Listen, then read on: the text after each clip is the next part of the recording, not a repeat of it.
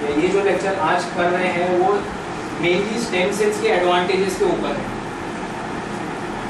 अगर किसी को आज की तारीख में डायबिटीज़ एक सबसे कॉमन बीमारी है, दूसरी कॉमन बीमारी हो जाती है हार्ट प्रॉब्लम्स। ये सारी बीमारियां जो है वो लाइफ थ्रेटनिंग है। अगर आप इनका इलाज नहीं करते हैं तो आपकी जान को खतरा हो जाता है। तो ये सारी बीमारियों का इलाज करना हमारे लिए ज़रूरी हो जाता है और इंसान ये स्टेज पर पहुंचकर फिर कुछ ना कुछ इलाज ढूंढता रहता है।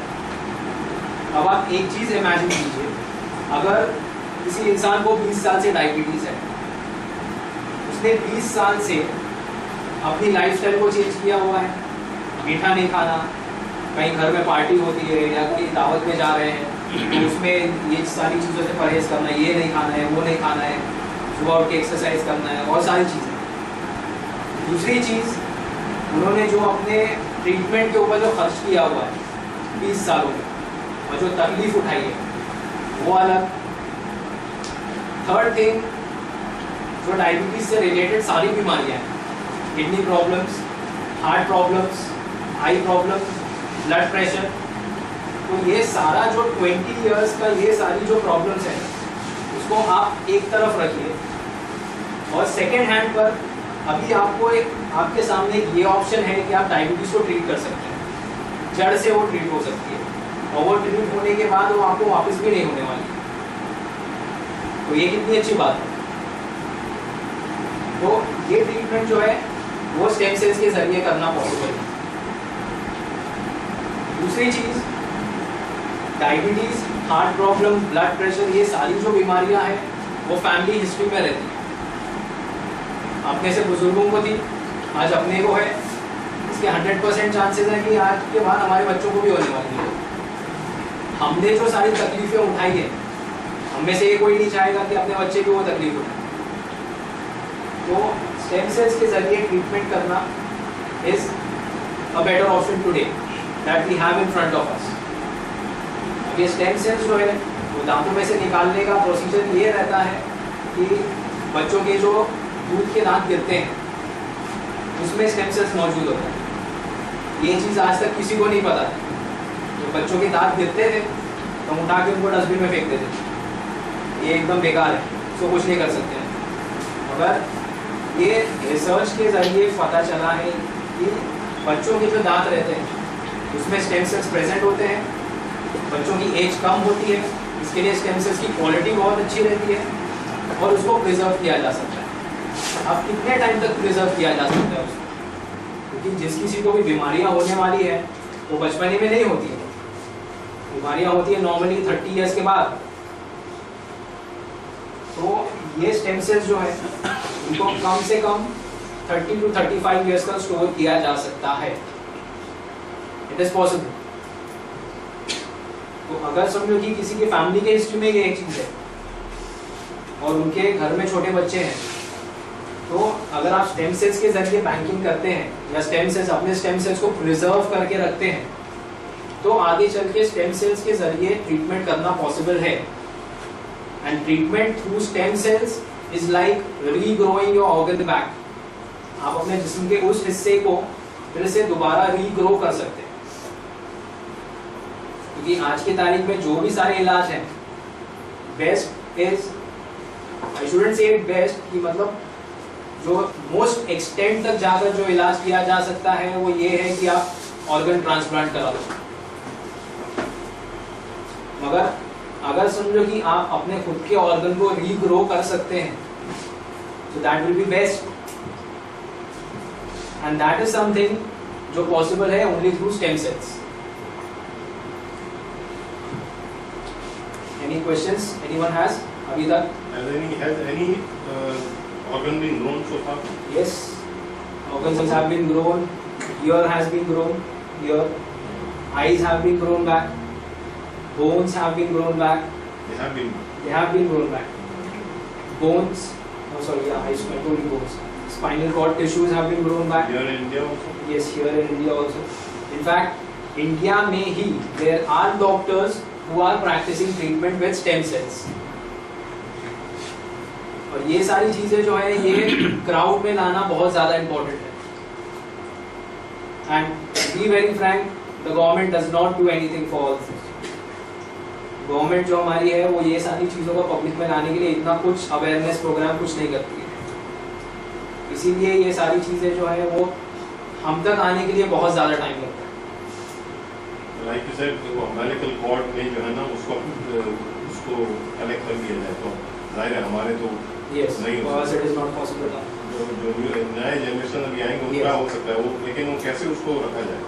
उसको रखने के लिए like there is blood bank जैसे होते हैं, so the same way there is stem cell bank. अभी फॉर एग्जांपल अभी पिछले हफ्ते में ये हुआ है, अमिताभ बच्चन को पोती हुई है अभी, तो आपने देखा होगा टाइम्स ऑफ इंडिया के फ्रंट पेज पर लाइफ सेल, एक छोटे बच्चे का पिक्चर था, लाइफ सेल था एंड गिफ्ट योर चाइल्ड।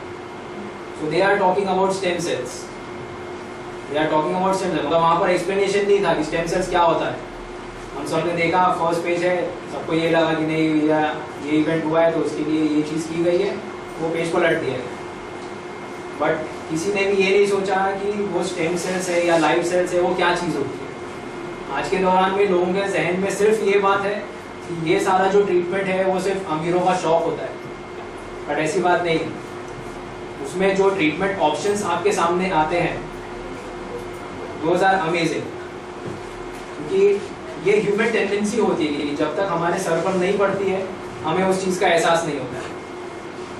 अगर ये स्टेज पर कोई इंसान आकर खड़ा हुआ है कि उनके सामने और कोई दूसरा ऑप्शन नहीं है और उनको ये चीज़ बताई जाए कि ओके ठीक है ये एक चीज़ है, स्टेम सेल्स के जरिए आपका ट्रीटमेंट हो सकता है, क्या आप ये चांस लेना चाहेंगे कि नहीं लेना चाहेंगे? हर कोई यही जवाब देगा कि yes we will go for it. और इसका एक एग्जांपल भी है, ये जब रिसर्च चल रही थी देयर वर 100 पेशेंट्स जिनको डायबिटीज थी, अनकंट्रोल्ड डायबिटीज, और वो अनकंट्रोल्ड डायबिटीज की वजह से वो सारे पेशेंट्स 100 पेशेंट्स के पैर काटने थे, क्योंकि उनके पैर जो है पैरों में सड़न हो गई थी और उसके सड़न जो है वो पूरी की पूरी बॉडी में फैल गई। So they had no other option, उनके पास कोई और रास्ता नहीं था than to do their treatment with stem cells। तो उन सबको पूछा गया कि आप लोग स्टेम सेल से ट्रीटमेंट कराना चाहेंगे कि नहीं, because they had no other option in front of them. अभी या तो पैर काट लो नहीं तो स्टेम सेल्स के जरिए ट्रीटमेंट करा लो। एवरीबॉडी टुक अ चांस किया चलो ठीक है स्टेम सेल्स के जरिए हम ट्रीटमेंट करा के देखते हैं, and believe me 80% of them recovered. 100 में से 80 पेशेंट्स जो थे वो रिकवर हो गए, और 100 में से फिर सिर्फ 20 लोगों का फुट एम्पुटेशन करना पड़ा, जो कि पैर काटना पड़ा। तो स्टेम सेल्स के अंदर इतनी पोटेंशियल होती है, इतनी ताकत होती है कि वो जाकर जो भी ऑर्गन में उसको डाला जाता है, वो ऑर्गन के अंदर जो भी खराब हिस्से हैं वो खराब हिस्सों को वो एलिमिनेट कर देता है और वहाँ पर रीग्रोथ शुरू कर देता है। अब डायबिटीज का जो एग्जाम्पल है, डायबिटीज का एग्जाम्पल इस तरीके से है कि हमारे बॉडी के अंदर एक ग्लैंड होता है, एक हिस्सा होता है, इसका नाम रहता है पैनक्रियाज। पैनक्रियाज में से इंसुलिन निकलता है और वो इंसुलिन बॉडी के शुगर लेवल को मेंटेन किया रहता है। अगर शुगर लेवल इतना है तो इंसुलिन भी इतना आएगा, शुगर लेवल मेंटेन। मगर जब पैनक्रियाज में प्रॉब्लम होती है जेनेटिक फैक्टर की वजह से या कोई भी फैक्टर की वजह से, तो पैनक्रियाज में से इंसुलिन निकलना बंद हो जाता है, क्योंकि पैनक्रियाज के सेल्स जो है वो खराब होने लगते हैं। उसके बाद जब स्टेम सेल से ट्रीटमेंट किया जाता है तो स्टेम सेल्स पैनक्रियाज में जाकर जितने भी खराब सेल्स हैं 20% हो, 30% हो, 40% हो या 50% हो, जितने भी हो, वो उनको एलिमिनेट करके वहाँ पर रीग्रोथ शुरू करता है और उस रीग्रोथ के जरिए से इंसुलिन निकलना फिर से शुरू हो जाता है और डायबिटीज जो है वो जड़ से क्योर हो जाती है। So this is the main advantage of stem sales, regrowing your organs back. Second example is of a heart patient. Now whenever we have a heart problem, अब heart problem में क्या होता है कि there is an artery which gets blocked. Heart को जो heart muscles को जो खून जाता है वहाँ पर कुछ ब्लॉक हो जाता है। 20% ब्लॉक रहता है, 30% ब्लॉक रहता है, 40% ब्लॉक रहता है। उस ब्लॉक की वजह से वो हार्ट मसल्स डैमेज हो जाती है जहाँ पर खून नहीं पहुँच सकता है। और ये जो प्रोसीजर है डैमेज होने का, that is an irreversible process. बोलने का मतलब ये कि एक बार मसल्स अगर डैमेज हो गई तो वो मसल्स को आप वापस से रिजनरेट नहीं कर सकते। This was thought till date, but with the option of stem cells, वो ब्लॉक निकालने के बाद जितना भी वो ब्लॉक रहता है 20% या 30% या जो भी, वो ब्लॉक निकालने के बाद when we do treatment with stem cells, तो उतने हिस्से, हार्ट के उतने हिस्से की जो मसल्स रहती है वो रीग्रो हो जाती है। और इंसान की जो लाइफस्टाइल है, जो हार्ट प्रॉब्लम है, वो पूरी तरीके से एलिमेंट हो जाता है। नहीं तो जहाँ पर ब्लॉक रहता है तो सिर्फ ब्लॉक निकालने के बाद डॉक्टर्स अपने एडवाइस करते हैं कि अब ये नहीं खाना, अब ये नहीं करना, इस तरीके से आपको अपनी लाइफ जीनी है अभी। तो वो ट्रीटमेंट जो है, दैट वी वुड से कि वो सिर्फ हाफ ट्रीटमेंट हो। जो ब्लॉक था वो ब्लॉक सिर्फ निकाल दिया गया। अगर वहाँ की जो हार्ट मसल्स जो ऑलरेडी डैमेज हो चुकी है, क्योंकि वहाँ पर एडिक्वेट अमाउंट ऑफ ब्लड नहीं पहुँच रहा था, तो उसका क्या? तो वो ट्रीटमेंट जो है, that is something which can be done through stem cells. बच्चे का जो स्टेम सेल जो निकालते हैं वो उसी के लिए इस्तेमाल कर सकते हैं या दूसरों के लिए भी इस्तेमाल कर सकते हैं? टिल डेट ऐसा है कि वो सिर्फ अपना स्टेम सेल्स अपने लिए ही इस्तेमाल किया जा सकता है। But there has been only one case in the United States जहाँ पर पेरेंट्स के स्टेम सेल से बच्चे का ट्रीटमेंट किया गया। देयर इज अ डिजीज, एक बीमारी है जहाँ पर स्किन, हमारी जो स्किन होती है वो एकदम पील ऑफ हो जाती है। जैसे नई स्किन आती है, अभी जैसे हमारी स्किन है, अपनी स्किन ऐसे ऐसे रब करेंगे वो निकलेगी नहीं।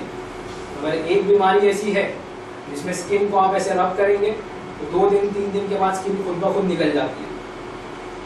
एक न्यूबॉर्न बेबी, उसको ये तकलीफ थी, और ये तकलीफ की वजह से उसके माँ बाप उसको उठा भी नहीं सकते। ये उठाने के लिए जहाँ पर भी वो प्रेशर अप्लाई करते हैं, 2 दिन 3 दिन के बाद वहाँ की स्किन निकल जाती है।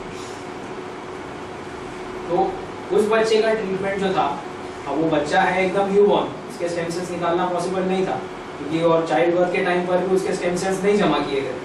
तो अब क्या करें? बच्चे की बोन मैरो बहुत कमजोर है, you can not open it. तो माँ बाप के जो स्टेम सेल्स थे, माँ बाप के स्टेम सेल्स लेकर उस बच्चे का ट्रीटमेंट किया गया।